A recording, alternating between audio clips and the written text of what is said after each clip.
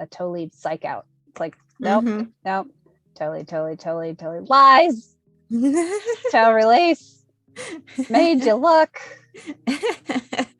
Erin said, yep, deception with more steps.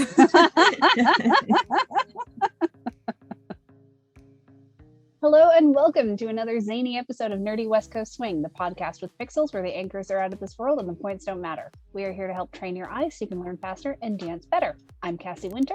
I'm Alicia Marshall. If you're wondering who are we to be analyzing these pros, Cassie and I both have extensive training and experience in both partnered and solo dancing. Cassie has about 22 years and I have about 24. So tonight we are taking a look at some different footwork, so to speak. We're looking at heel leads, toe leads, and toe releases tonight. So we have two videos that we're taking a look at.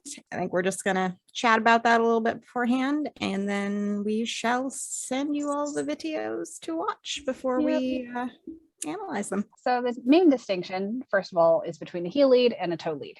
So a heel lead is where when you extend your foot out ahead of you, your heel strikes the floor before the toe, and you roll down to the toe. A toe lead is when you extend your foot out in front of you, toe hits the floor first, and then you roll through the back of the foot to the heel. A toe release is a toe lead that's a fake out at the end. So you draw your foot through your center out in front of you as if it were going to be a toe lead, and then at the very last second, flex your ankle ever so slightly and your heel strikes first. Some pros will tell you it's their way or the highway. I'm of the opinion that they're just more tools in the toolbox, depending on what you're trying to accomplish. Because we'll also be covering a little bit of leading tonight. When you're going backwards, when you take a step backwards, your toe should always touch the floor first. I don't think anyone is flexible enough to do a heel lead going backwards. That being said, what becomes important when you're going backwards is which part of the foot you're leaving is releasing first. So if you're stepping off of your right foot, moving backwards, and you lift the toes of your right foot, that will propel you more backwards than if you were to peel off the heel first of the foot that you are leaving. So, yeah. You know, and like Cassie said, we tend to think of these things more as kind of tools in the toolbox. Like you can use any of them really. And I mean, both leads and follows when you're going forward, really. You can use whatever you want to use. I do tend to feel like the best choice has to do with how large of a step you're taking. A lot of times when you're taking a large step, I do think that it tends to end up in a heel lead just because you're reaching more. But I also think that to an extent, having a toe lead kind of elongates the leg and it makes a line. Whereas having a heel lead, you're kind of breaking at the floor. So there's not a just nice line. There's extra to the end of it, I guess. It ends up looking like a check mark on the floor. You know, it doesn't quite make a nice, pretty line. I've never made that correlation before. I love that. I'm not going to be able to unsee that. Check. It does. I don't know. That's how I see it. But, love it. You know. Choose what you want to do, whatever feels most comfortable. But like I said, I think that generally when you get to higher levels, everyone kind of uses a mix of them depending on what they're doing in the moment and how far they're needing to travel. So yeah, just my opinion, but I think we're good to look at the videos. So the first video we're looking at tonight is Maxence Martin et Virginie Grondin. I have to do it, and I'm sorry. That's not even my fully nasally version. Got to pay more for that. Anyways, dropping the link in the chat. Go ahead and give it a watch, and when you're done, we'll get to analyzing. All right, so pop quiz for those of you who are live with us, asking mainly about Virginie. But what was her dominant style of foot strike? Heel lead, toe lead, or toe release? I'm curious. Let us know in the chat what you think it was. All right, we got one vote for heel. Don't be shy. I'm not going to say your names. Your names will not be immortalized on YouTube. Another heel. All right, going once, going twice, going thrice. Yeah, majority heel and also a fair amount of toe leads, but like barely any toe releases. She tends to do a mix of heel leads and toe leads, and sometimes she really exaggerates her heel lead for musical effect. And that's where you're just essentially really flexing your ankle muscle to like hyperflex your foot. I think that also has to do with how large of her steps tend to be really large, especially when she's dancing with Maxence, because they do a lot of traveling. I don't necessarily see it as much when she's dancing with other people, like that really drastic flexed foot. But that's just kind of what I've seen. She does tend towards toe leads when dancing with other leaders. And it's important to note that she is very tall. She's my height. She's 5'11", I believe. Lots of like, it is difficult to take small steps. This physics. Do the screen share. So I just wanted to talk about this very beginning because Virginie's doing some fun heel rock styling. And one of the things I really love about all of the champion dancers and the really high level dancers in West Coast Swing is the articulation of their ankle. There's variety to it and control to it instead of it being simply a consequence of the body mechanics on either end of that chain. And then right here we have a moment where Maxence is doing a heel lead, but for musical effect, because there isn't necessarily a mechanical function needed for heel leads. Whereas a lot of the time, functionally as a leader, heel leads are great for brace steps, which is something we've talked about before. And one thing you'll notice, I think it's especially visible with Virginie because she is so tall, but the tendency when you as a follow are doing a heel lead specifically, there tends to be a strong angle backwards with the rest of the body that isn't necessarily there when you use a toe lead. Right. So here's another moment of Virginie doing a hyperflexed foot as a styling, but then as she shifts her weight towards that foot and drops it, it actually turns into a toe lead. And then right here, I wouldn't call this necessarily a full toe release, but it's very similar as she's drawing her left foot through, because her toe, even though the motion blur is rather extreme on this frame, you can see that her toe is closer to the floor than her heel until the very end. But then she does really flex that ankle and makes it more of a heel lead. A real toe release is where the toe like barely comes off the floor. And we'll see a lot more of that in our next video that we're going to analyze after this one. And like I mentioned, a lot of the times heel leads are good for when you are taking larger steps. And I think that with this particular moment when she's kind of reaching around Maxence with that foot, that left foot, I think it's her left foot. It looks to me like she wasn't originally planning on taking quite as large of a step, which is why it ended up kind of switching back and forth between heel and toe, even though she ended up stepping on a toe. But that's also because of how he was helping her move. So, and like you were talking about that pitch backwards. If you think of like ballroom dances, like waltz or foxtrot, they have a really large stride to them. And so you actually have to be really into your knees and pitched backward to have that large stride. And that's one of the reasons why heel leads are such a critical part of those dances, is because of that large stride that you have to be into your knees to accomplish. I mean, you could make a toe lead happen, but then you'd look like a cartoon character sneaking around. two drastically different aesthetics. Very much so. don't know why, but the first thing that came to my mind was Pink Panther. Nah. I'm not sure why, but you know. Aaron said, already am a cartoon. Same. So I wanted to talk about this moment right here while Virginie's moving backwards onto her right foot. So she ends up staying really forward weighted until the last second, and then she actually picks up her toes. And that helps shift her weight a little bit faster, but it's also a musical choice. Something I actually noticed, this is a side note for this entire video, because I've watched this dance a gazillion times, right? Because I adore both of them, but I never purely stared at their feet for like 15 minutes straight. Yeah. And both of them do this wonderful thing where they're not simply rolling from the front of the foot to the back of the foot. They're rolling at angles across the feet. So like corner to corner, depending on what direction they're moving and where their foot lands in relationship to that movement.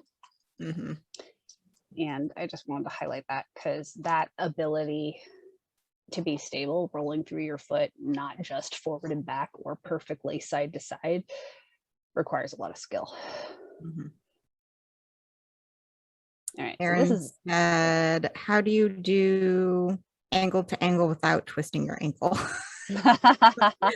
well, first of all, you want to get nice and strong, and you want to practice it. This is not something you practice in the wild on the social floor. This is something you practice in the safety of your home. Accurate. And hopefully with a professional if it's really your first time. Yeah. So you can see right here, she actually does a side to side. So she strikes on the outside edge of her foot and then flat. It's like a side lead, but it's more like a heel lead. But what were you going to say? Oh, I was just going to say, Aaron said, did not mean for that to rhyme. It's okay. Nothing can top the shenanigans from last week. That was particularly special. Yes. And then I also was going to add on to talking about the rolling side to side. I think part of it with Virginie specifically has to do with how much she rotates her feet out when she's moving sometimes. I think that has to do with it. A lot of times with dancers that aren't necessarily trained in other styles, you'll watch their feet and they stay pretty forward for the most part, or they'll rotate slightly open outside. Yeah, that's how I want to say that, I guess. Turnout.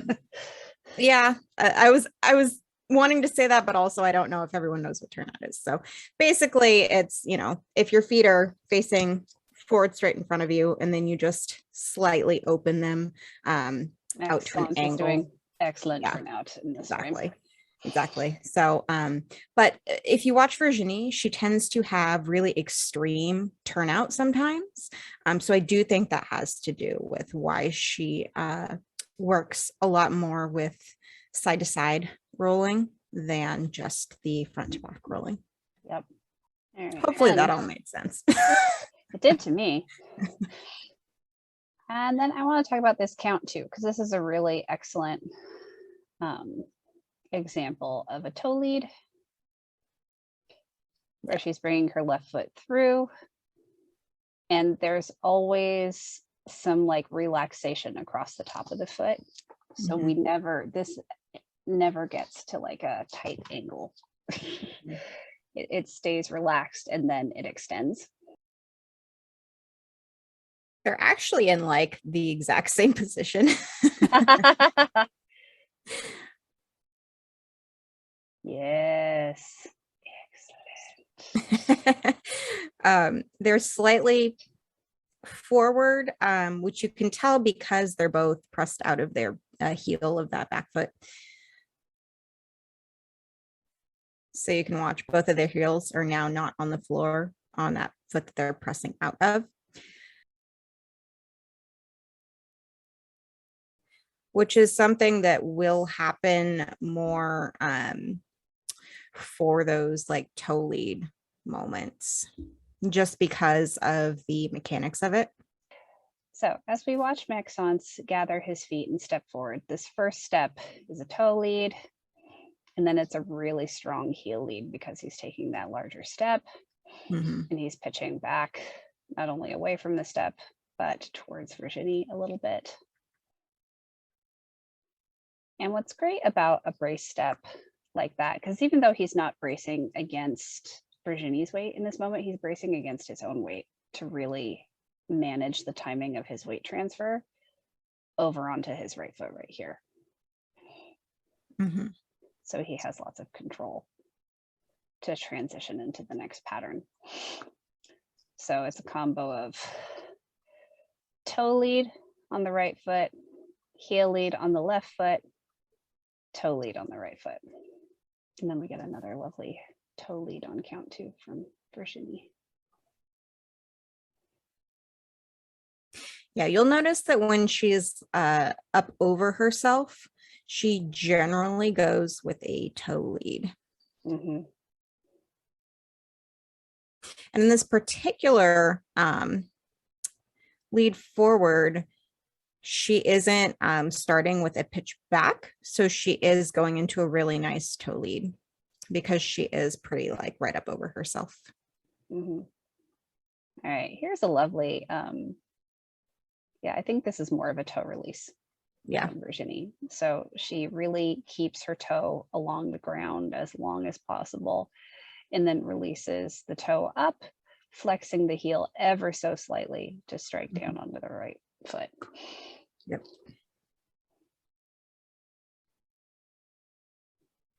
And then the other thing you'll notice is a detail is her foot isn't staying on the same floorboard. It's actually arcing out in front of her standing foot.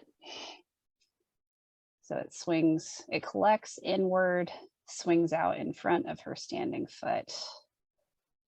And then because of her turnout, her toe kind of goes back to the original rail, but her heel is now on the same rail as the toes of her left foot.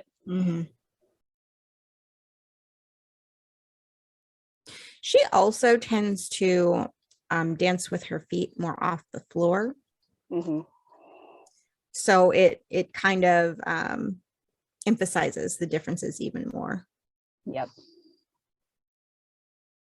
Especially when it comes to the toe release, because she keeps her feet more off the floor, it does look more drastic than some people look when they're doing a toe release.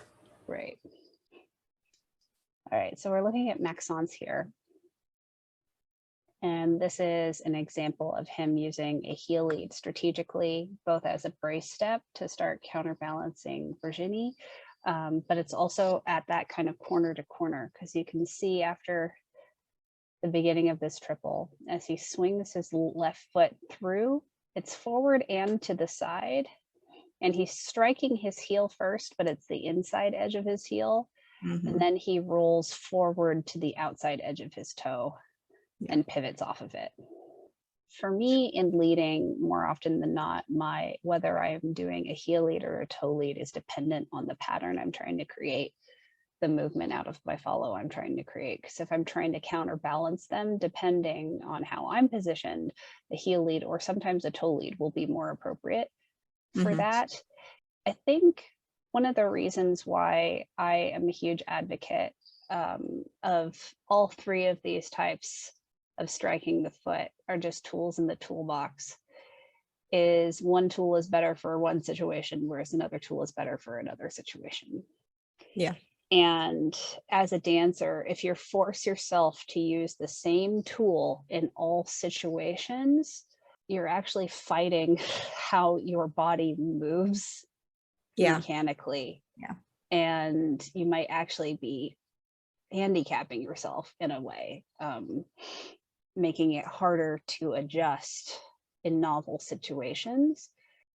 But yes, I do totally agree with that. And it's like how I was, mentioning for follows, depending on how large of a step you're taking, forcing yourself to do what doesn't feel natural, it just ends up looking awkward or uncomfortable. Like if you feel that way, it probably will look that way. So it's generally best to go with whatever feels most natural to you in that moment. That will tend to look more relaxed than doing something that you've been coached to do. Yep. Especially with higher levels, once you know how to do all three, it's like, it's great if you've been coached to do one thing, but it's just really like, you should be able to make the choices that you want to make once you get to higher levels. All right. So something that I've learned over the course of my fascinating West Coast swing journey, I could write a memoir, is if you are struggling with pitch in any way, shape, or form, address that first before you consciously try to change whether or not you're doing a heel lead, toe lead, or toe release. Because having correct pitch for your body type will dictate which of the three it should be your dominant, because physics. Yeah. But if, for instance, you're pitched way too forward, and you're forcing yourself to do toe leads, you're going to struggle. If you're pitched too forward and you're forcing yourself to do heel leads, you're really going to strain the muscles across the top of your ankle and your shin, because you're shortening all of the muscles across the front of your body when you're also pitched too forward. But all sorts of things, like really pitch and posture are crucial for foot strikes and weight transfers in general, regardless of which part of your foot strikes the floor first. So yeah, that's something that if you are a newer dancer, or you just don't have any other background experience in other styles, or just any other experience really figuring out how to move your own body, I think that's something that is really good to work with an instructor that you trust for. I think that sometimes it's good to work with somebody just to get some suggestions, because sometimes they can see things that you might not be able to see or feel necessarily. I just think it's a lot of times good to get an outside eye on what you're doing. Agreed. And personally, my own journey, like Alicia and I finally figured out something about my pitch that was throwing me off, and the root of it was 5 miles away from anything anyone had told me in a private lesson. Yeah. So really finding someone who can help you with how your body functions is really important. So especially the more you struggle, the more I recommend that. Yeah. Yep. All right. I actually will also add that doesn't necessarily have to be somebody in person. The best ones, the best instructors that you can work with can help you just by watching a video or doing, something via Zoom or whatever. Doesn't have to be in person. So if you don't have somebody nearby you that you are like really comfortable with working with these different techniques and whatnot, there's other options. Like it doesn't have to be somebody that is nearby. I only really recommend like in person if you just need to feel something in order to be able to do it. Or if you want your teacher to be able to physically manipulate your frame or posture in any way, shape, or form, because some people learn better that way, and I totally understand it. But again, I always ask consent before I manipulate anything. I have a bad story of a teacher not asking me consent before like shoving my upper back forward. Like he held my shoulders and pushed it forward. And I had just been in a nasty car accident 2 months before, and there was a reason I was not upright. So I feel like if you're not going to ask consent, it just needs to be like a gentle touch, just for anybody that is working with someone, just FYI. Because you don't know. I had another student that I asked for consent, and they were like, I have a rod in my spine, so no. And I'm like, really glad I asked. Cool. Let's work around that. Our next video is of Joel Torgerson and Alyssa Glanville, a fun demo from, is it like a beach in the Bay Area? It's a neat venue. Anyways, link is in the chat. Go ahead and give it a watch. When you're done, we will get to analyzing. And remember, I'm going to give a pop quiz this time, so pay attention. Don't get pulled in by everything else. We're looking at feet and ankles tonight. Okay, same game in the chat. What was Alyssa's dominant style in this dance? Heel lead, toe lead, or toe release? All right, we got one vote for toe. That's a really weird thing to say. We've got one vote for toe. Another vote for toe. Oops, sorry. So many of the things I've said on this show. One and only time I'll ever say sentences like that. Yes, and a third for toe. Yes, you are correct. Yeah, she does mostly toe leads and also toe releases. Those tend to be her dominant choices, and then occasionally heel leads for musical reasons. Yeah. Specifically for Alyssa and Virginie, I feel like they're both great examples of adjusting based on what's happening in the dance at the moment, because obviously we've all noticed that they have two different bass choices for their heel versus toe release. But you obviously can tell with both of them, they're not doing the same thing the whole time. And I think that, you don't see that with everyone. I think that generally at the highest levels, you do tend to see a lot of different things happening. It's not always the exact same thing every time. And I think that's because, they are adjusting and making choices based on where they're at in their dance. And so I think that these two follows specifically are fantastic examples of it. Like I said, you don't always see that.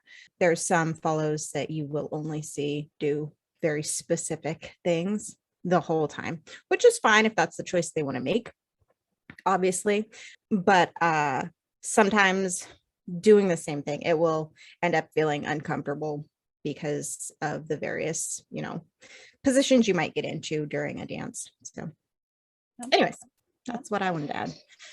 Perfect. Then last thing I want to say, which, because we don't necessarily have an example of this, because this is a common pitfall that I don't want to forget to mention. So like I was saying earlier, and I don't know if this might have been in my confusing ramble, but part of what's really important is collecting your feet underneath you and extending a foot out in front of you when you're moving forward.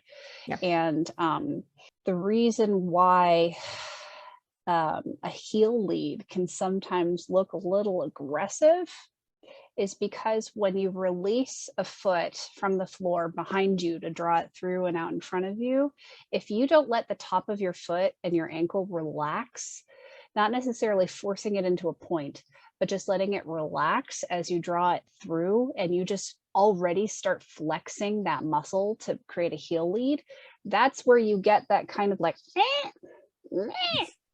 and it looks like a hammer swinging underneath you. It's a lot of information, but the distinction there is when it looks a little off and it's clearly not a purposeful musical choice, it's because people aren't relaxing the top of their foot and their ankle when they pick up the foot off the floor.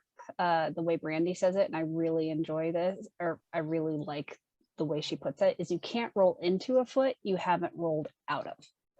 So if you pick up a flat foot, you're more likely than not going to either hyper flex your ankle and do a really extreme heel lead, or you're going to land flat-footed. So you need to roll out of a foot first before you can do anything dancerly with it.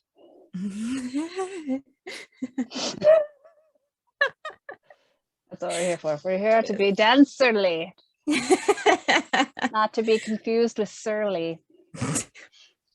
I'm so sorry.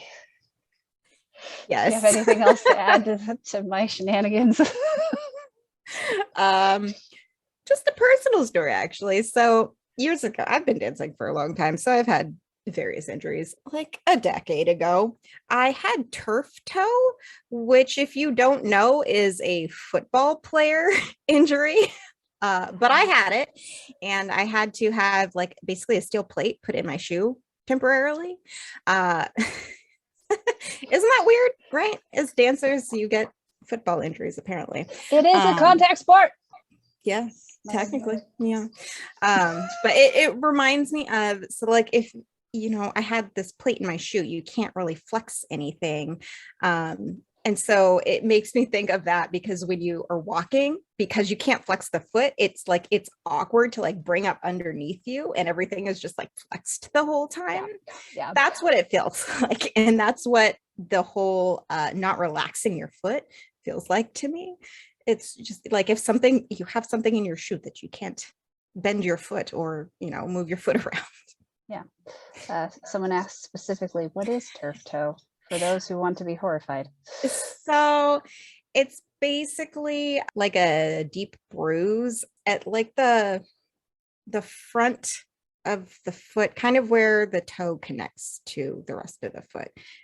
At least that's where I had the injury. I think that's generally where it is right towards the front, like big toe area, and where it connects with the rest of the foot. Basically, it's a very deep bruise. And or small fracture sometimes. Yummy. So it's great fun. Anyways. Good times. Dancing's fun. Yeah. To the screen share. So this first 1-2 out of Alyssa is 2 really great examples of toe leads. And this is actually a great example of rolling out of a foot, because she's not really going anywhere. So she picks up her right foot heel first, all the way to the toe, and then moves it forward slightly to strike with the toe. Yeah. If she were not to relax her ankle through this, like, could you imagine if she were already like, that just hurts thinking about. Got that check mark going? Yeah.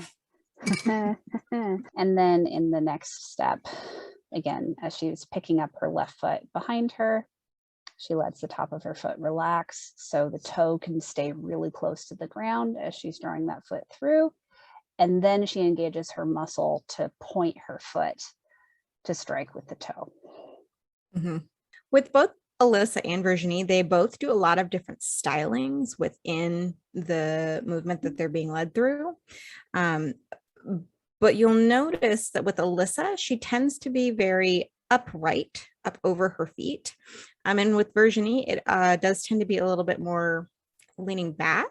And so you'll notice that that does create a difference in the toe versus heel. So Alyssa, generally, because she is up over her feet more, she'll use the toe a lot more because she isn't needing to reach very far to move wherever she's going. With Virginie, because she does lean back a little bit more and she reaches more with those long legs, she has that heel a lot more frequently. Yep. And another thing with Virginie is she just tends to play with her pitch musically more often. And because she's changing her pitch almost constantly, that'll affect how her feet strike the floor. Right. I wanted to highlight this moment where Alyssa is taking a great big step back, because this is helpful to highlight how she's able to stay really forward and push herself back, but still keep her toe on the ground when she drags it in. Yeah. I know that's something that she has taught in the past for follows for count 4 of a push break, for example. The way that she's doing this back step, it's a similar idea of what we're talking about with reaching forward for that heel strike, where she's really reaching backward with that free foot. And she has to be really into her standing knee in order to reach that far. I want to highlight this count 4 from Joel, because he's taking a nice big step with a heel lead. And then you can see how really clearly, as he brings his weight up over this foot, he changes his pitch. And he's sending himself that way. And his hips basically swung underneath. And And that's how he's able to counter Alyssa effectively. And you can see through this step right here, even though it's a toe lead, because he had already initiated with that earlier heel lead, he was already set up for success. He was already counterbalancing her, slowing her down. So that way he didn't need to brace as much with the last step. As a leader, a lot of the time you're moving backwards, right? And just automatically, if you're going backwards, it's going to be a toe lead because science. If you go backwards with a heel lead, again, you are not human. We will call the authorities. But the rest of the time, you're either stepping sideways or forward in some way, shape, or form. A lot of the time as a leader, it's dictated on what the follow needs from you in the connection at that point in time. If they need more counterbalance to brace against, more often than not, you're going to use a heel lead, even if it's a shorter step, because that helps break your momentum. So you can delay your weight transfer effectively and intend away from your partner to counter them. You can still do that with a toe lead. It just requires the use of smaller muscles. So if they're weak, strengthen them. And then another thing, and I think we talked about this a little bit in our episode on masculine versus feminine styling, independent of gender, but a really strong heel lead, heel strike tends to have a more masculine energy to it, whereas toe leads and toe releases tend to have a more feminine energy to it. Which does have to do with what I was talking about earlier, having that nice line, because the toe leads create those nice lines. And so that does tend to be a more feminine aspect to the movement. Yeah. So like right here, this really strong heel strike from Joel, because he's picking it up so far off the ground and he's really striking it with an emphasis and a really flexed ankle that has a more masculine energy to it. This will functionally help him counter Alyssa once he transitions his weight. But I would say a large percentage of that choice was musical as opposed to functional in that moment. That's my guess. Here we go. This is like textbook toe release from Alyssa. So she draws her right foot forward and through. And right here, you can see she even has a point to her foot. She has engaged her ankle to purposefully point her foot.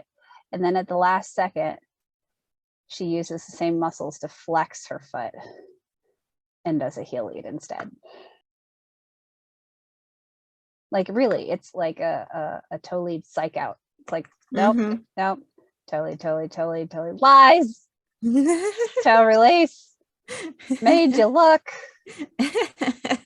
Erin said, yep, deception with more steps.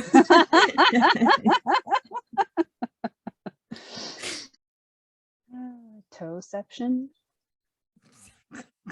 Sorry.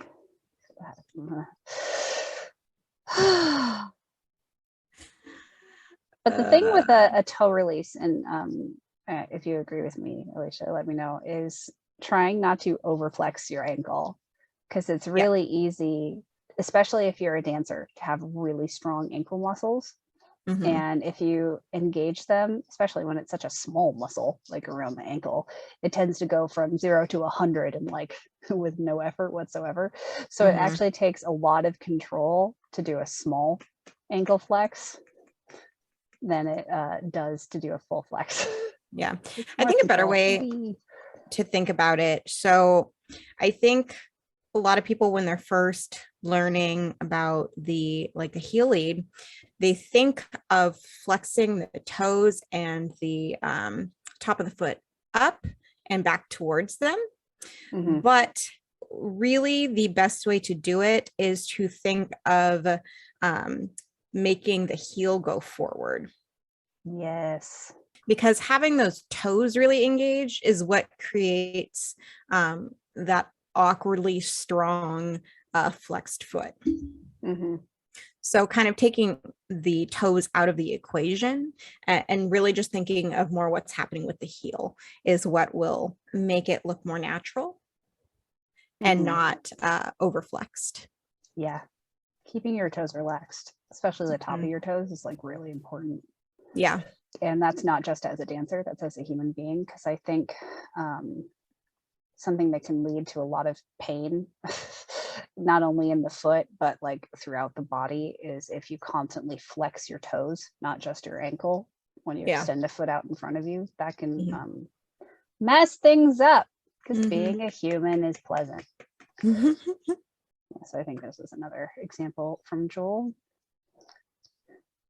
But this time he's doing more of a toe release, actually, but he's landing on the outside edge of his heel because he's stepping at an angle, and he's rolling both laterally and end to end through his foot to his toe. Yeah, mechanically, that is a very unique step that he just took. So he's in turnout for one.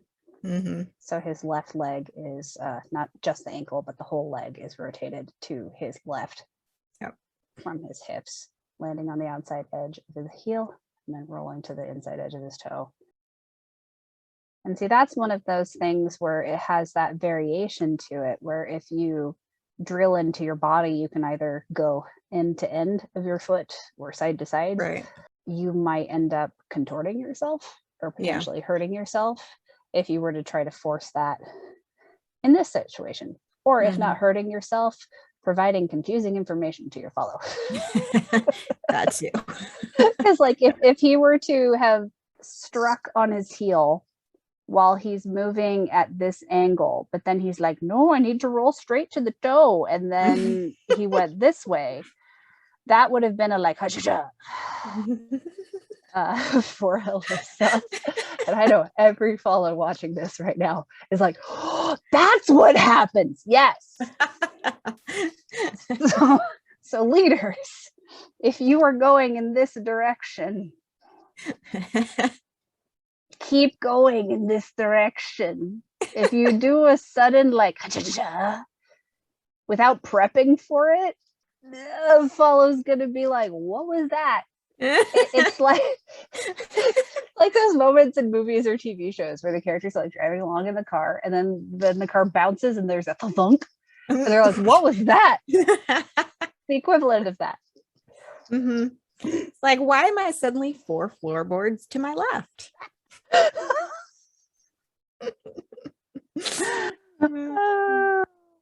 I think one thing that I want to add before we kind of wrap up is I had mentioned kind of that reaching aspect with the heel lead, and I wanted to kind of go over that a little bit more. So the reason that you do want to use a heel lead with that reaching is because your toes aren't going to be as strong in that particular position. So if you're reaching with your foot and you want to do a toe lead, your toes are a lot more vulnerable. So they're going to kind of move quite a bit more. So when you place weight on that, it's not going to A, roll smoothly, and B, it's not stable for you.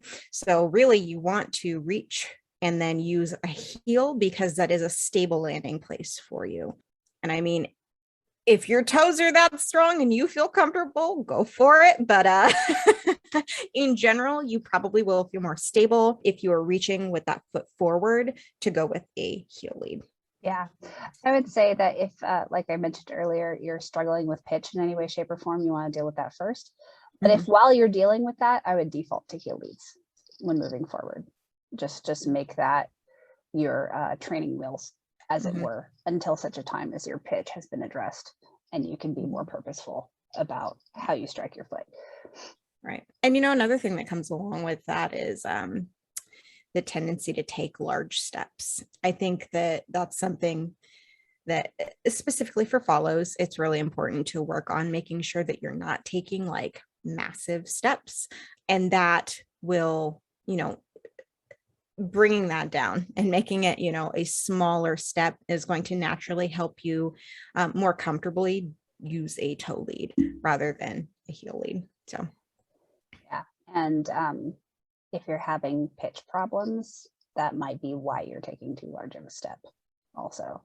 Yeah. It's like, I can't, that whole like, take smaller steps. but then they don't address your pitch, and your pitch is the reason why you're taking large steps. And then you try to force yourself to take small steps, but you're falling over because the pitch was the problem the whole time, not the stride length. It's like you have strong feelings about that or something. I do. Physics. Physics are great. When you're as tall as I am, a change in pitch by like 2 degrees changes things. Very true. So if there aren't any questions, next week we're talking about how imperfection can lead to creativity. And then the week after, guest host Stephen White will be joining us to discuss West Coast Swing pedagogy versus teaching the individual student. I'm so excited. Should be a good conversation. Yeah, that one will be more conversation than video analysis. So you'll get to see our lovely faces while we make bad jokes. I'm sure you're all excited about that. It's going to be a grand old time. So excited. So if you have any particular questions that you'd want us to ask Stephen during that episode, feel free to let us know in the comments below. Thank you all for joining us again for our antics. We will see you next week. What did you learn today on Nerdy West Coast Swing? Oh, I learned how to be a cartoon. Is there anything more we want to chat before we doodly doo? I'm here with the never before said sentences. So I was going to add something. So if we ever have Chantel on, it could be just like, oh, the late night could be us sharing our injuries, the stories, because you know that'd be good with her or any other ballerina for that matter. Excuse me. You good? You ever just like, swallow some of your own saliva like you do? Yeah. And just like 1/2 a gram just decides to go down your trachea instead of your throat for no reason whatsoever. That's what I experienced.